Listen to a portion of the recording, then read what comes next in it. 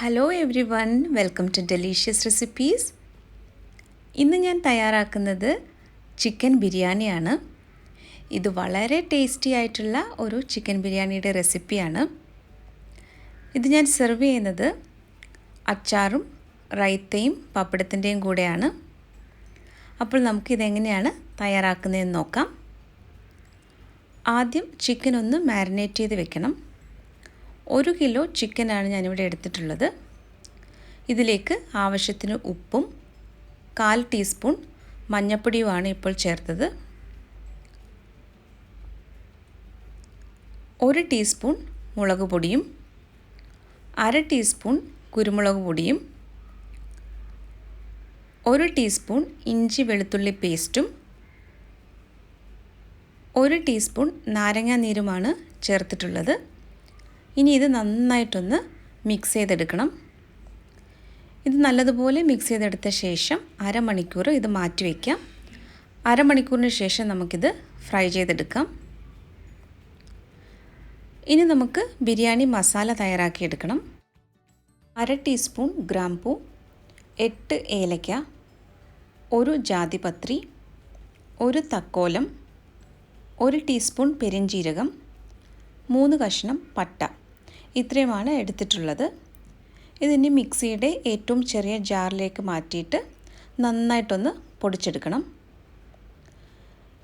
ഈ മസാല മുഴുവനും നമ്മൾ ബിരിയാണിയിൽ ചേർക്കുന്നില്ല.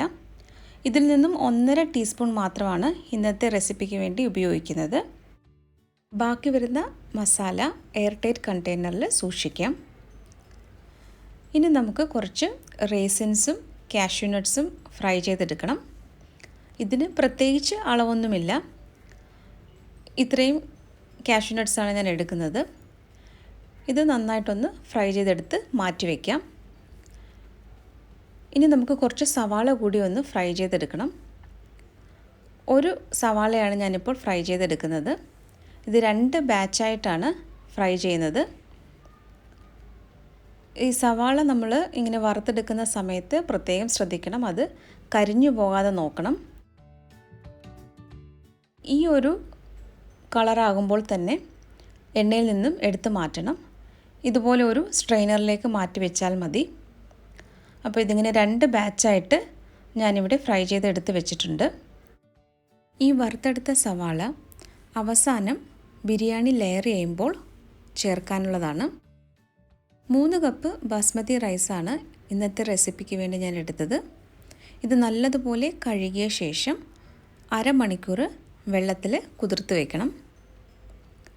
ഇനി നമുക്ക് ചിക്കൻ ഒന്ന് ഫ്രൈ ചെയ്തെടുക്കണം. ഇത് 30 മിനിറ്റ് നേരത്തെ നമ്മൾ മാരിനേറ്റ് ചെയ്ത് വെച്ചതാണ്. ഇത് സാധാരണ ചിക്കൻ ഫ്രൈ ചെയ്യുന്നത് പോലെ കൂടുതലങ്ങ് ഫ്രൈ ചെയ്യേണ്ട ആവശ്യമില്ല. ഈ ഒരു രീതിയിൽ വറുത്തെടുത്താൽ മതി. 1 കിലോ ചിക്കനാണ് ഇതിനു വേണ്ടി എടുത്തിട്ടുള്ളത്. അപ്പോൾ 2 ബാച്ചായിട്ടാണ് ഇതിവിടെ ഫ്രൈ ചെയ്തെടുക്കുന്നത്. ഇനി നമുക്ക് ഇതിൻ്റെ മസാല തയ്യാറാക്കണം. അതിന് വേണ്ടിയിട്ട് ചിക്കൻ ഫ്രൈ ചെയ്തെടുത്ത എണ്ണയിൽ നിന്നും കുറച്ചെടുത്തിട്ടുണ്ട്. അതിൻ്റെ കൂടെ 1 ടേബിൾ സ്പൂൺ നെയ്യും കൂടി ചേർത്തിട്ടുണ്ട്. ഇതൊന്ന് ചൂടായി വരുമ്പോൾ ഇതിലേക്ക് സവാള ചേർത്ത് കൊടുക്കാം. 4 സവാളയാണ് ഞാനിപ്പോൾ ചേർക്കുന്നത്. ഇത് നന്നായിട്ടൊന്ന് മിക്സ് ചെയ്തെടുക്കാം. ഇത് നന്നായിട്ട് വഴന്ന് വരുന്നതിന് വേണ്ടിയിട്ട് ആവശ്യത്തിന് ഉപ്പും കൂടി ചേർത്ത് കൊടുക്കാം. ഇനി സവാള നല്ലതുപോലെ വഴന്നു വന്ന ശേഷമാണ് ഇതിലേക്ക് ഇഞ്ചിയും വെളുത്തുള്ളിയും പച്ചമുളകും ചേർക്കുന്നത്. ഏകദേശം 2 ടേബിൾ സ്പൂൺ വീതം ഇഞ്ചിയും വെളുത്തുള്ളിയും ചേർത്തിട്ടുണ്ട്. 5 പച്ചമുളക് ചതച്ചതാണ് ഇപ്പോൾ ചേർത്തത്. എരിവിനനുസരിച്ച് പച്ചമുളകിൻ്റെ അളവ് അല്പം കൂട്ടുകയോ കുറയ്ക്കുകയോ ചെയ്യാം.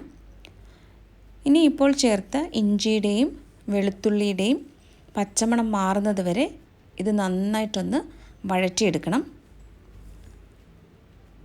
ഇപ്പോൾ ഇത് നന്നായിട്ട് വഴന്നു വന്നിട്ടുണ്ട്. ഇനി ഇതിലേക്ക് പൊടിവകകളൊക്കെ നമുക്ക് ചേർത്ത് കൊടുക്കാം. 1/4 ടീസ്പൂൺ മഞ്ഞൾപ്പൊടിയാണ് ഇപ്പോൾ ചേർത്തത്. 1.5 ടീസ്പൂൺ മുളക് പൊടി ചേർക്കാം.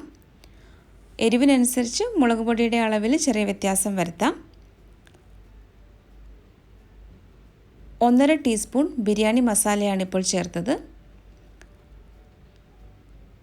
ഇനിയിപ്പോൾ നിങ്ങൾ കടയിൽ നിന്നൊന്നും ബിരിയാണി മസാല വാങ്ങേണ്ട ആവശ്യമില്ല. നമുക്ക് വീട്ടിൽ തന്നെ ഇത് വളരെ എളുപ്പത്തിൽ തയ്യാറാക്കാവുന്നതേ ഉള്ളൂ.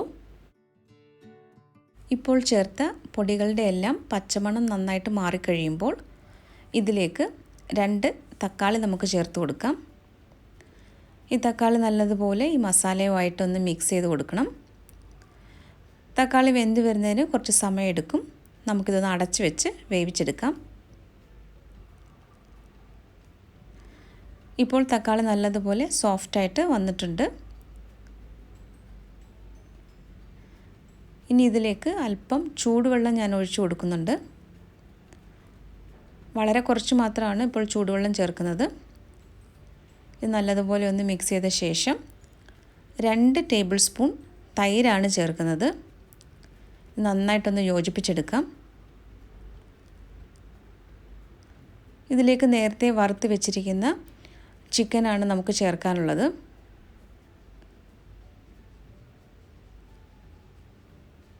ഈ ചിക്കൻ അതിലേക്ക് ചേർത്ത ശേഷം മസാലയുമായിട്ട് നല്ലതുപോലെ ഇളക്കി യോജിപ്പിച്ചെടുക്കണം. ഇതിൽ കുറച്ച് ഗ്രേവി ഉള്ളത് നല്ലതായിരിക്കും. കൂടുതൽ ഡ്രൈ ആക്കരുത്.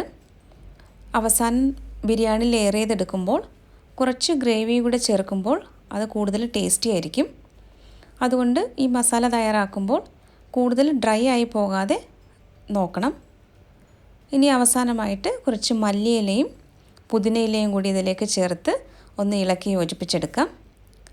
അങ്ങനെ നമ്മുടെ ചിക്കൻ മസാലയും റെഡിയായി കഴിഞ്ഞു. ഇനി ഇത് ഫ്ലെയിം സ്വിച്ച് ഓഫ് ചെയ്ത ശേഷം മാറ്റി വയ്ക്കാം. ഇനി അടുത്തതായിട്ട് ചോറാണ് വേവിച്ചെടുക്കാനുള്ളത്. അതിനുവേണ്ടി കുറച്ച് വെള്ളം ഞാനിവിടെ തിളപ്പിക്കാൻ വെച്ചിട്ടുണ്ട്. ഇതിലേക്ക് ആവശ്യത്തിന് ഉപ്പ് ചേർത്ത് കൊടുക്കാം.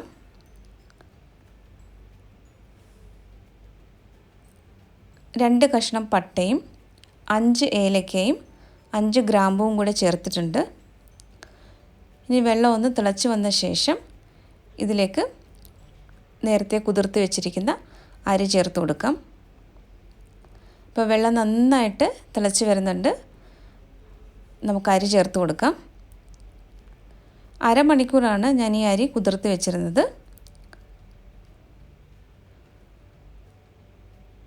ഇനി ഇതൊന്ന് തിളച്ച് വരുമ്പോൾ ഇതിലേക്ക് 1 ടീസ്പൂൺ നെയ്യാണ് ഞാനിപ്പോൾ ചേർത്തത്.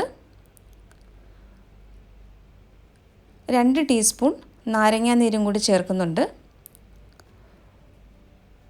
ഇനി ഇത് നന്നായിട്ട് വെന്ത് വരുമ്പോൾ ഇത് വെള്ളം ഊറ്റിക്കളഞ്ഞാൽ മതി. 90% മാത്രം അരി വേവിച്ചെടുത്താൽ മതി. കൂടുതൽ ഇത് വെന്ത് കുഴഞ്ഞു പോകരുത്. ഇനി നമുക്ക് ബിരിയാണി ദം ചെയ്തെടുത്താൽ മതി. ബിരിയാണി ദം ചെയ്തെടുക്കുന്നതിനുള്ള പാത്രത്തിൽ അല്പം നെയ്യ് ഒന്ന് സ്പ്രെഡ് ചെയ്ത് കൊടുക്കാം. ഇതിലേക്ക് ആദ്യം ചിക്കൻ്റെ ഒരു ലെയറാണ് വെക്കുന്നത്. നമ്മൾ നേരത്തെ തയ്യാറാക്കിയ ചിക്കൻ മസാലയുടെ പകുതിയാണ് ഞാനിപ്പോൾ വെച്ചിട്ടുള്ളത്. ഇതിന് മുകളിലായിട്ട് വേവിച്ച ചോറ് വെച്ച് കൊടുക്കാം.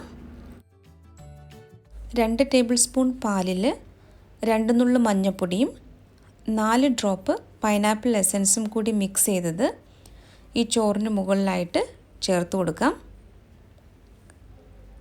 ഈ പൈനാപ്പിൾ എസൻസ് ചേർക്കുമ്പോൾ നല്ലൊരു ഫ്ലേവർ ആയിരിക്കും നമ്മുടെ ബിരിയാണിക്ക്. ഇനി കുറച്ച് നെയ്യും കൂടി ചേർക്കണം. കുറച്ച് നെയ്യ് മാത്രമേ ഞാനിവിടെ ചേർക്കുന്നുള്ളൂ. ഇനി നമുക്ക് കുറച്ച് മല്ലിയിലയും പുതിനയിലയും കൂടി ചേർത്ത് കൊടുക്കാം. നേരത്തെ വറുത്ത് വെച്ച കുറച്ച് കാഷ്യൂ നട്ട്സും റൈസിൻസും സവാളയും ഇതിന് മുകളിലായിട്ട് ചേർക്കുന്നുണ്ട്. ഇനി അടുത്ത ലെയർ നമ്മൾ ചിക്കൻ ആണ് വീണ്ടും വെക്കുന്നത്. അപ്പോൾ ബാക്കിയുള്ള ചിക്കൻ മസാലയാണ് ഇപ്പോൾ ചേർക്കുന്നത്. ചിക്കൻ മസാല നിരത്തിയ ശേഷം അതിന് മുകളിലായിട്ട് ചോറ് വീണ്ടും വെച്ച് കൊടുക്കാം. ചോറിന് മുകളിലായിട്ട് പൈനാപ്പിൾ എസൻസിൻ്റെ മിക്സ് ചേർക്കാൻ മറക്കരുത്. കുറച്ച് നെയ്യും കൂടി ചേർക്കാം. കാഷ്യൂ നട്ട്സും റൈസിൻസും മല്ലിയിലയും പുതിനയിലയും ഒക്കെ ചേർക്കുന്നുണ്ട്. ഇതിന് മുകളിൽ വീണ്ടും ബാക്കിയുള്ള ചോറ് കൂടി ചേർക്കാം. അവസാനമായിട്ട് നെയ്യും കൂടി ചേർത്തിട്ട് മല്ലിയിലയും പുതിനയിലയും കാഷ്യൂ നട്ട്സും റേസിൻസും നേരത്തെ വറുത്ത് വെച്ചിരുന്ന സവാളയും എല്ലാം ചേർക്കുന്നുണ്ട്. അങ്ങനെ നമ്മുടെ ദം ചെയ്യാനുള്ള ബിരിയാണിയുടെ പാത്രം ഇവിടെ റെഡി ആയിട്ടുണ്ട്. ഇനി ഇത് ഒരു ദോശക്കല്ലാണ് ഞാനിപ്പോൾ ഇവിടെ ചൂടാകാൻ വെച്ചിരുന്നത്. ഈ ദോശക്കല്ല് നന്നായിട്ട് ചൂടായി വന്നപ്പോൾ നമുക്ക് ഈ ബിരിയാണിയുടെ പാത്രം അതിന് മുകളിലായിട്ട് വയ്ക്കാം. ഇനി ഇത് ഒരു ഫോയിൽ പേപ്പർ വെച്ച് നന്നായിട്ടൊന്ന് കവർ ചെയ്തെടുക്കണം. 20 മിനിറ്റാണ് ഞാനിതിവിടെ ദം ചെയ്തെടുക്കുന്നത്. ഏറ്റവും കുറഞ്ഞ തീയിൽ വെക്കാനായിട്ട് പ്രത്യേകം ശ്രദ്ധിക്കണം. ഇപ്പോൾ ഇവിടെ ദം ചെയ്തെടുത്തിട്ടുണ്ട്. നമുക്കിതൊന്ന് തുറന്ന് നോക്കാം. വളരെ ടേസ്റ്റി ആയിട്ടുള്ള ഒരു ചിക്കൻ ബിരിയാണിയുടെ റെസിപ്പിയാണിത്. എല്ലാവരും ഇതൊന്ന് ട്രൈ ചെയ്ത് നോക്കണം. കാണാൻ തന്നെ നല്ല ഭംഗിയാണ്, കഴിക്കാൻ വളരെ ടേസ്റ്റിയുമാണ്. നമുക്കിതൊന്ന് മിക്സ് ചെയ്ത് നോക്കാം. ചിക്കൻ്റെ മസാലയും ചോറുമായിട്ട് ഒന്ന് മിക്സ് ചെയ്ത് നോക്കാം. ഞാനിവിടെ ഇത് റൈത്തയും അച്ചാറും പപ്പടവുമായിട്ടാണ് സെർവ് ചെയ്യുന്നത്. അപ്പോൾ നിങ്ങളിത് തീർച്ചയായും ട്രൈ ചെയ്ത് നോക്കണം. ട്രൈ ചെയ്ത് നോക്കിയിട്ട് ഫീഡ്ബാക്ക് കൂടി അറിയിക്കാൻ മറക്കരുത്. ഈ റെസിപ്പി ഇഷ്ടമായാൽ ഡെലിഷ്യസ് റെസിപ്പീസ് ചാനലൊന്ന് സബ്സ്ക്രൈബ് ചെയ്യണം. ലൈക്ക് ചെയ്യാനും ഷെയർ ചെയ്യാനും കമൻറ്റ് ചെയ്യാനും കൂടി മറക്കരുതേ. അപ്പോൾ മറ്റൊരു നല്ല റെസിപ്പിയുമായിട്ട് വീണ്ടും വരാം. Thank you.